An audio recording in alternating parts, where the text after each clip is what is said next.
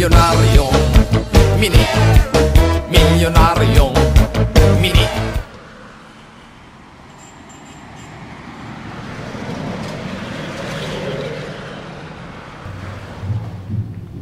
Bahala ka kung sa imong plano. Basta dili ko na yung pwedeng pasagdang yung ani akong sitwasyon. Pag may balanin sa akong parents, ambot lang. Paundangon ko giskwela.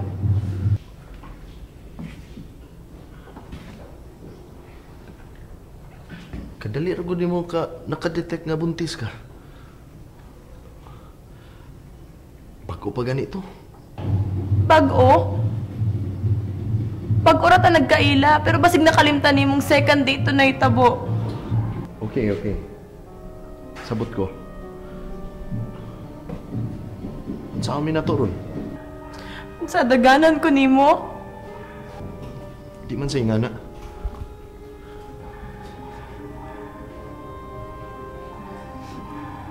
Alin na lang.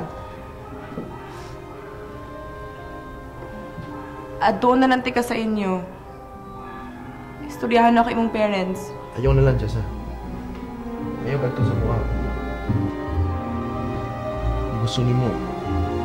Anay makipagsabot mo.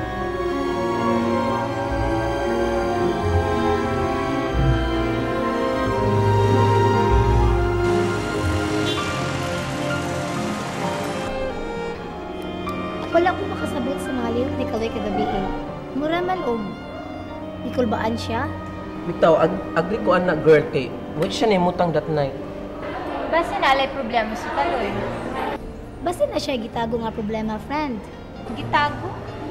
Wala man siguro kay yung sulti na ako ang iyadong parents overprotective. Dayon tanan daw niyang lakaw, kinahanglan ipaybalo niya.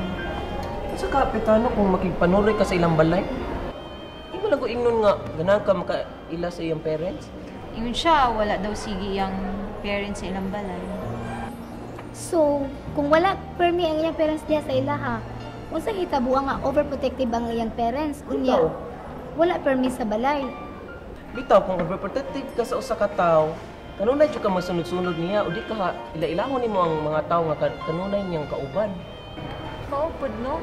Pero, bisan na agi problema si Kaloy. Saka, Unsa man gyud ay Petra?